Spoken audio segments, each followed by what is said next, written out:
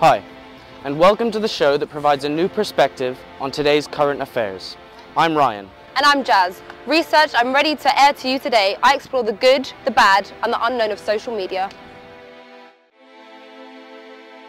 We walk past them every day. They seem ordinary in every way. Smiling, joking, helping us at the office or at school on the shop floor, or while serving us our coffee. Ordinary people having to deal with the extraordinary reality of being homeless. There are 380,000 people in the UK who are part of what is being referred to as the hidden homeless. These people are not the men and women that you would usually associate with being homeless. Many live in hostels, squats, B&Bs, or stay with family and friends. On a whole, the hidden homeless are costing Britain £1.4 billion every year. This, we have found through our research, is the same amount of money that it takes to run a city the size of Birmingham. Unemployment and family breakdown are two of the biggest reasons for why people become homeless. Our reporter, Jasmine Grimes, spoke to two very different people with two very different stories to gain a personal perspective on how they ended up being homeless.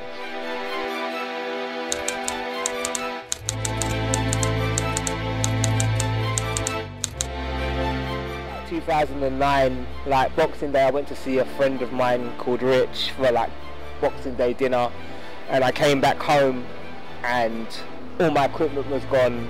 The subsequent loss of income just kind of had me in a tail dive, and I think I couldn't afford my rent. And I was asking people for places to stay.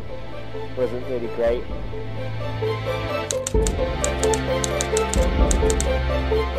I was angry for a little while, and I decided to try and move it forward.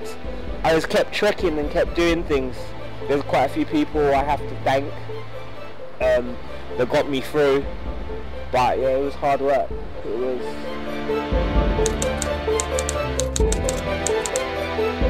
I begged my dad to stay at his house. I really love my dad, like he's done a lot for me, and that was great, but him and me and his wife just didn't really get on, didn't see eye to eye. I had to get out of there. I was looking after my friend's house for a little while, but you know how these things are, you know, like if you can't give people money for rent and stuff. So I fell out with her, and I really do miss her quite a lot. She was a really good friend of mine. That's when I begged my mum. It's been really hard work even staying with her.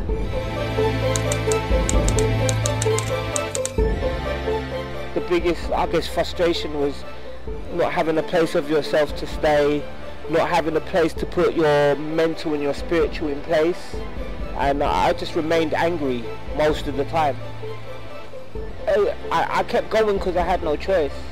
When you go through tough times, call it that, it allows you to just makes you understand how much you can deal with, whether you might want to deal with it or not.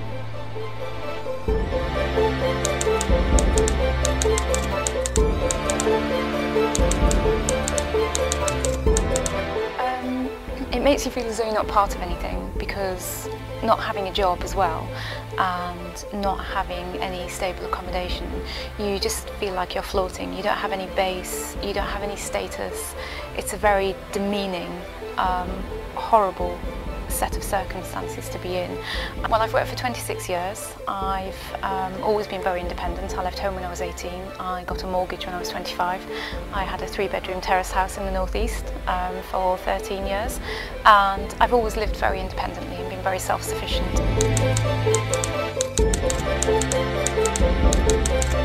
It's very easy to understand why people who might not have substance misuse issues actually develop substance misuse issues because of what they're having to deal with, particularly alcohol, because it's the one thing that can help people sleep, and it might be the only way some people get to sleep. I met some very inspiring clients, people who, you know, they're absolutely fantastic, they have lots of skills, lots of things to offer, but they're being punished by a government who is looking to create an underclass, basically.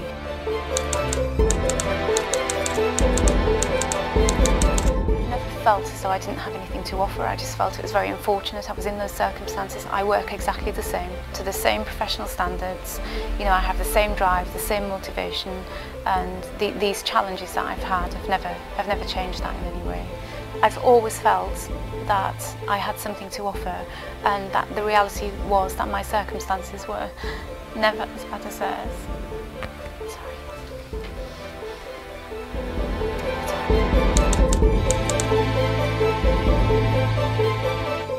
You have to fuel your own self-belief, otherwise you'll never be employed, because the only person who can believe in you is you, and if you don't believe in you, nobody else will. When I'm in a stronger position and when things are more stable for me, I will continue to shout about those things and hopefully affect some change, you know, even if it's in a small way. So, two very personal and different perspectives on being homeless. I'll leave you with the views of some people from Stratford, East London, after they found out that there are 380,000 people that make up the UK's hidden homeless. Damn. I ain't gonna lie, to be honest with me, you know, it's not really nice, to be honest. What? 300,000 what? It just makes me feel a little bit annoyed. Well, if cynical was a feeling, I would be a bit sceptical about that figure, because I've been homeless twice, but my experience is it's only technical homelessness. It's kind of shocking, really, that many people can be homeless and you don't know. So it makes you think about the people that are visibly homeless, and you've got to times that by however many that are hidden homeless. Living in a hostel, for me, I mean, I've been to Africa and I've seen what real poverty is, like slums. It's a bit sad because I take advantage of what I've got, you know, and like, I don't stop and think that other people don't have what I've got. I don't think you're really talking about the kind of homelessness I'm talking about. That's why I get a bit cynical when I hear like thousands of people homeless in the UK, because I don't see them. You know what I mean? If there was so many thousands, why wouldn't I see them? You know what I mean? I walk around here all the time, so that's my feeling. And some people, potentially homeless people, get quite a lot of pity, or they'll get a lot of, potentially some people giving them money, whereas hidden homeless, you don't know that they're homeless, so, or nobody really knows they're homeless, so they potentially get a lot less help than those people that you see who are actually on the street, on the streets. Social media sites influence people all around the world, from government officials to everyday people. We're all connected by the click of a button, but is it as innocent as it seems? Well, we went out and asked the general public what they thought about social media sites and their hidden terms and conditions, the influences of social media, the good, the bad, and the unknown. So what are your main reasons for using social media? I'm not gonna lie, I'm a musician, yeah, so when I use social media, really, all I really use it for is to further get my music out there, gain more supporters, and that's about it, really. Lots of friends that don't have mobile phones. So, people abroad as well. Yeah. Yeah, lots of friends in other countries. It's pretty good for that. My mum got a Facebook account because I was going abroad, and she had no other way to keep in touch with me, and now she's addicted. It's easier to get in contact with my friends. I like posting things up and seeing what everyone else is posting up, and it's easier than just giving people a number. I think you're quite left out if you don't use it. So like, all my friends have it, and there's always kind of videos or photos everyone's talking about, so if you don't have it, you can be quite left out. To communicate for my work and to keep track of my students. What are the main positives for you using social media? The main positives for me, I suppose, probably connecting to people that I probably would have never been able to connect to if I see them on the street. I can normally get in touch with mates quicker on Facebook than I can in the real world. Yeah, this so is like in emergencies. Yeah, it's harder to lose Facebook than lose your phone. Yeah. Very true. You don't have to give anyone your number, so then not everyone has your number, so then it's easier than like everyone having your number and texting you on your phone. The instant access, but also the ability to turn it off. With Twitter, you know how you can follow any celebrity that you love, and I think that's the first time we've ever had kind of a direct link to people who we idolise. Okay, and the negatives? You might get in contact with people you don't know, strangers and stuff. Getting too addicted to it, and not actually living in the real world. Yeah. Yeah, all the hours of Facebook scrolling and searching for the meaning of life and never finding it. That basically. is what you use Facebook for. Yeah. Not that I've experienced, only that I hear about. Illuminati, Illuminati, Illuminati. No. Yeah. The way they twang you to get certain things from you, and then every time there's a Facebook update, there's more things they want from you. They're very secretive, innit? Like, you don't read the small print, but that small print should be large. You know what I mean? I hate the kind of pressure that comes with people who put pictures on to just make it look like they're having fun, and like every time you go out everyone's on their phone or everyone's trying to take a picture, and no one's enjoying the night out because everyone's just taking pictures. Do you read terms and conditions? No. No. Not for something like that. No. I'm not gonna lie, I'm a click and keep it moving guy. Would you give anybody your details, pictures, everything about you to use however they like?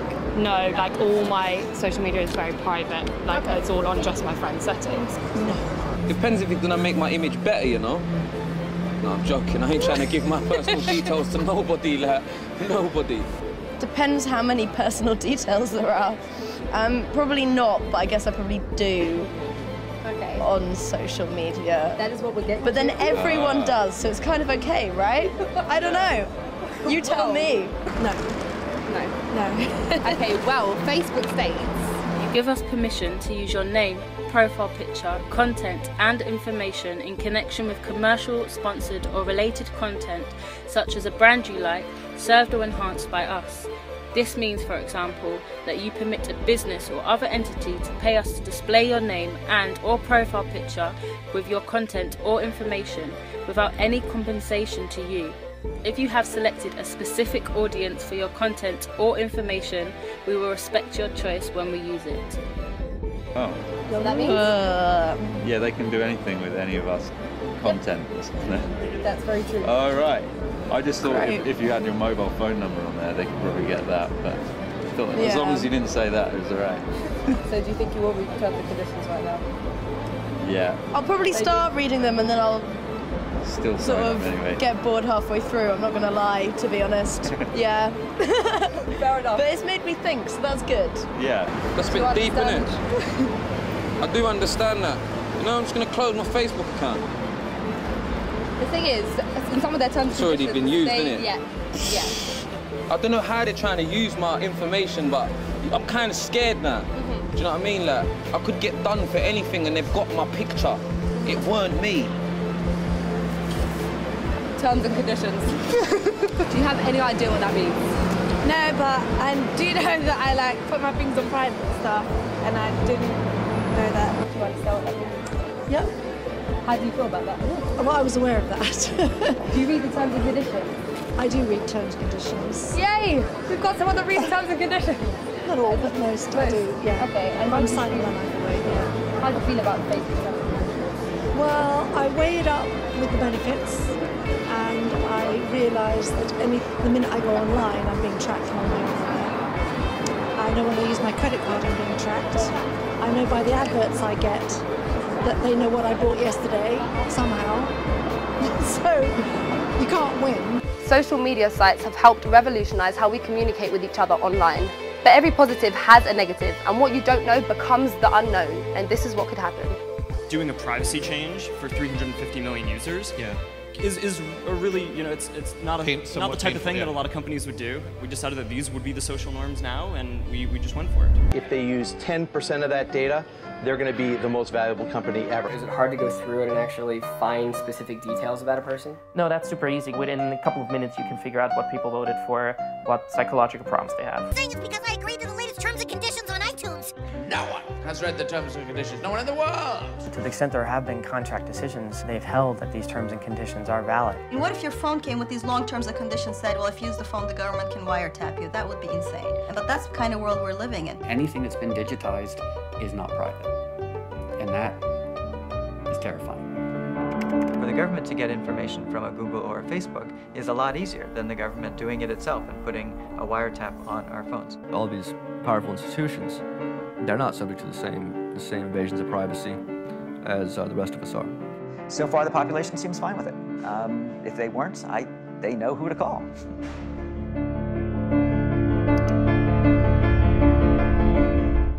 If you have a story that you think we should be covering from your perspective, do get in touch by emailing studio@breaklondon.co.uk. We will continue to invade London's psyche next time with real people with real issues that affect them from their perspective. Take care.